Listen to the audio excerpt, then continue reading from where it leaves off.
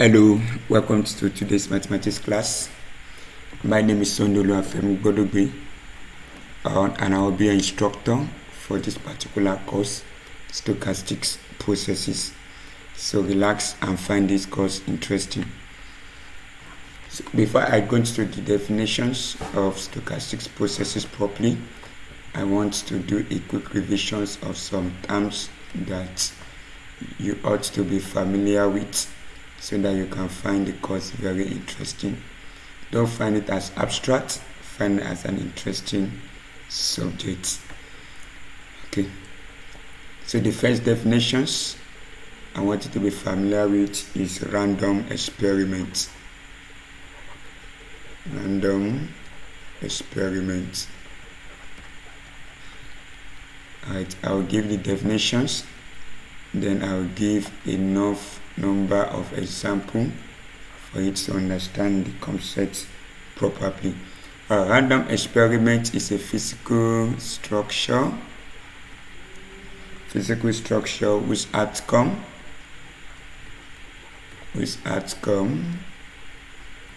cannot be predicted.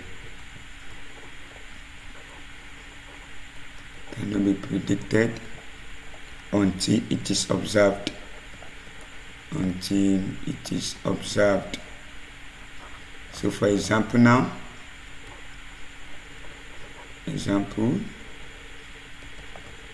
we have a rolling a die,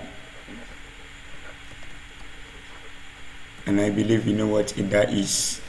So a die, majorly we have a six-sided die.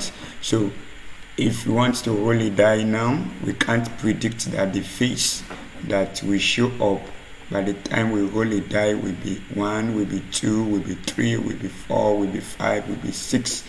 So that means that rolling a die is a physical structure, and its outcome you cannot predict it until you actually roll that die. That is when you can able to say, oh, the outcome is 1 or 2 or 3. Another example is flipping a coin. A coin has two faces. We have the face of the head and the tail. So in flipping a coin, you cannot determine the outcome of the coin except you actually flip that coin. So that is also an example of physical structure. And I can boldly say that there is no any structure that stochastic process is not going to capture, because every structure tends to change. You cannot every structure cannot be easily predicted except we have observed that particular structures over time. Also, another example of a physical structure which can also take as a random experiment is playing a card. In drawing a card, we have 52 playing cards. So we cannot predict that, oh, this card I'm about to draw will be 5 hearts and 6 diamond or queen or king, etc. So that's another example of a random experiment. Another is weather forecasting.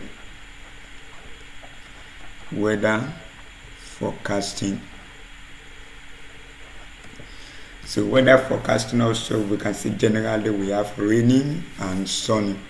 So we cannot actually forecast the weather except you have already observed it over time.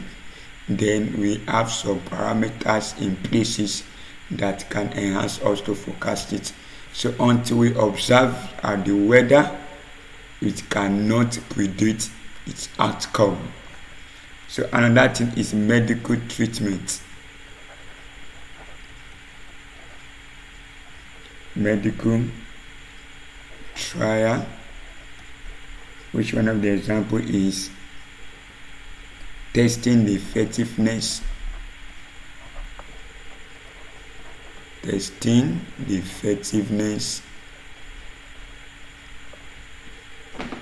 of a new drug in a person.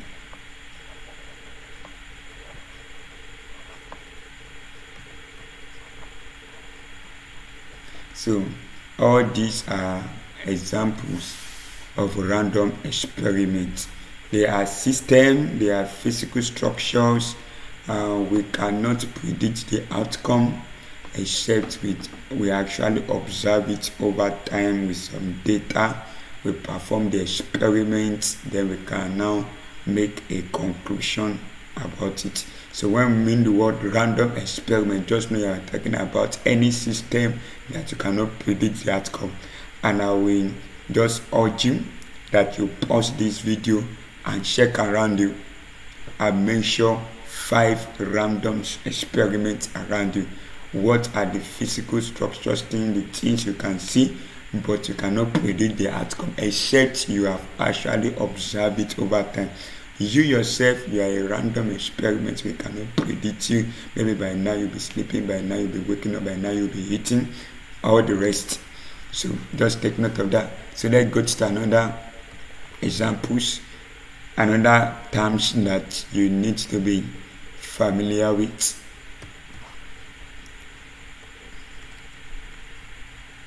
So another terms that you need to be familiar with is what you call a sample space. And a sample space, denoted as omega, that's a Greek word, where in physics they call it ohms, is a set of possible outcomes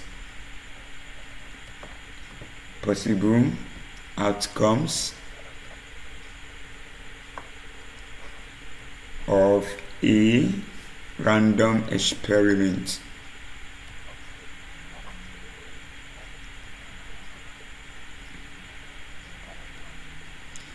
I believe by now you know what a random experiment is. A random experiment. Alright, so example now, this rolling a die. In rolling a die, the possible outcome we can have, it can either be it is raining or it is sunny. Don't forget it's a set. That means I have to be in a set bracket, a curly bracket. And this symbol omega is what we use to denote sample space, particularly in this course, stochastic processes. So when we talk about sample space, we will limit a set of possible outcomes of a random experiment. What are the possible outcomes? Though we may not certain that, this will be the outcome, we're not able to predict that this is the specific outcome of the system maybe by a certain time period. But however, we can say that the system, since it is a weather, then it should either be this is a weather sample space. So it's either be rainy or sunny. So the sample space of rolling a die, which either if it's a 6 fair-sided dice, that will be 1, the phase 1, the phase 2, the phase 3, the phase 4, the phase 5, the phase 6. So we know that by the time we roll a die, so the possible outcomes can't go beyond this set of phases we have here. Either by the time we roll the die, either it show up phase 1, or it show up phase 2, or it show up phase 3, it show us phase 4, or it show us phase 5, or it show up phase 6. So all those possible outcomes.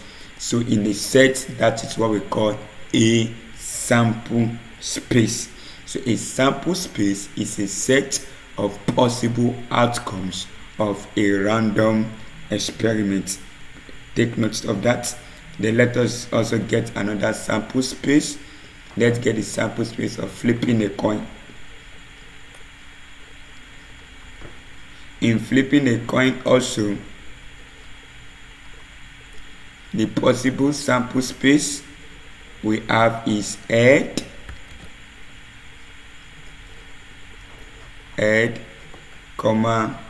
tail. That is the possible outcomes we can have. That's a set of possible outcomes we can have. By the time we flip a coin or we toss a coin, anyone you prefer, so that is the possible outcome we can have. So take note of that. A sample space is a set of possible outcomes of a random experiment. So pause this video, check around you. What are the 5 physical structure that you take note before? So check their possible outcomes. That though I may not be able to predict, but its outcome should be so either is this or this. Okay, maybe I'm taking a drug. The outcome of the drug is either it is effective or non-effective. So effective, non-effective, there are 2. That is a set of possible outcomes whereby we have 2 members, 2 elements, or we have 2 possible outcomes. So another terms that you must be very familiar with is a random variable. Random variable.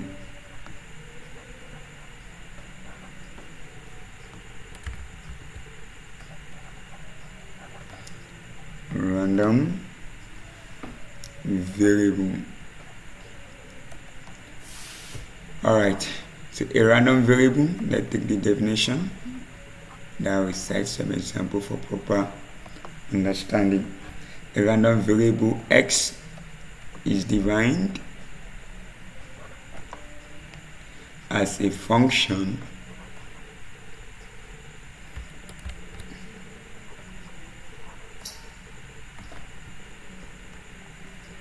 from the sample space.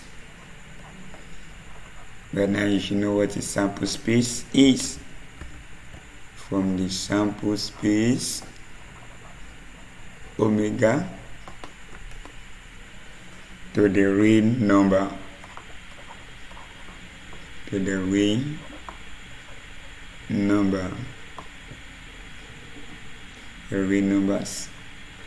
that is R. Alright, so here now a random variable, take note of this, is a function that we assign number to each of these our outcomes. Is that okay? Alright, so the mathematical expressions of it is x such that omega is mapped to a real number.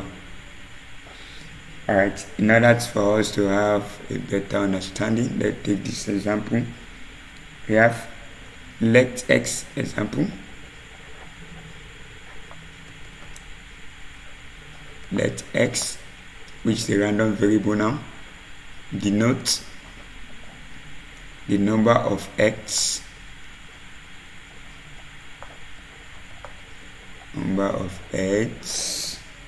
in 3 coin flips.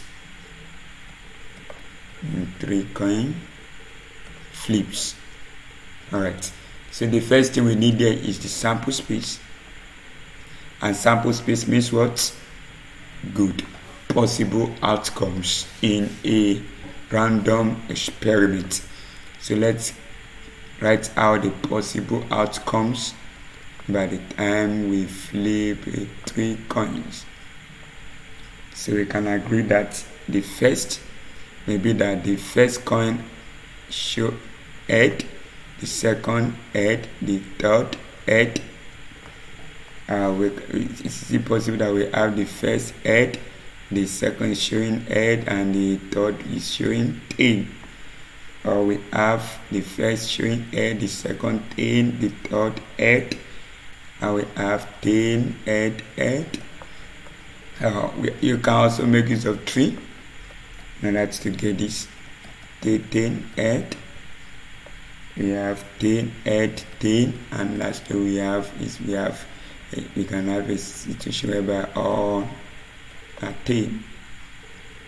So now these are the sample space which we call the possible outcomes of flipping 3 coin. So now the random variable here, now we assign each of these our outcome to a specific real number.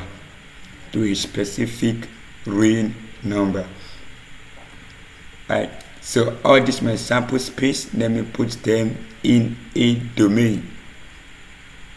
Yeah, you have come across these terms if you have taken the course of abstract algebra.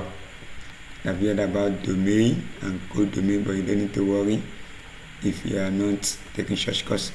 Alright, you get covered. And also you can expect some core tutorial on that also shortly.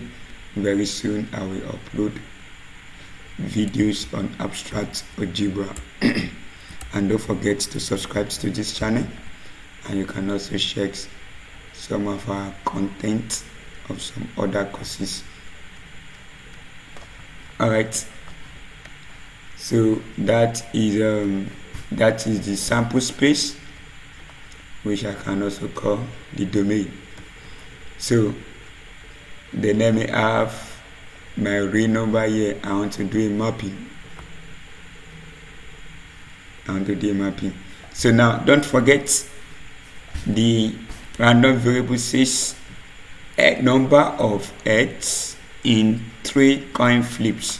So how many number of heads can you see? We have 1, 2, 3. So we have 3. So we can map this down here. Number of head 3. So check the second sample, the second outcome we have head, and that is how many heads? There is 2 heads. So we have 2. So here check the third outcomes. We have head, tail, head. How many number of heads do we have here? 2. So this also can go to this. Then here we also have tail, head. So we also have 2 number of heads. Here we only have 1 head, so we need to have 1 here. So we have this. Here also we only have 1 number of head, so this goes to this. So here we only have 1 number of head, and we have 0 number of heads in the last sample space. So you can see now. So our function, you can put our x here. Then this is our domain, and this is our co-domain. So let me give you another definitions in order to understand this concept properly. So when we talk about a random variable, it means a random variable x assigns a real number. When we talk about real number, we're talking about 1, 2, 3, etc. A real number to every possible outcome. Every possible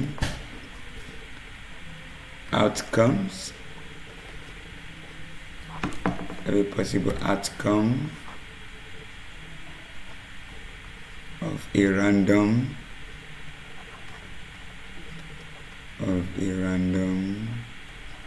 experiment.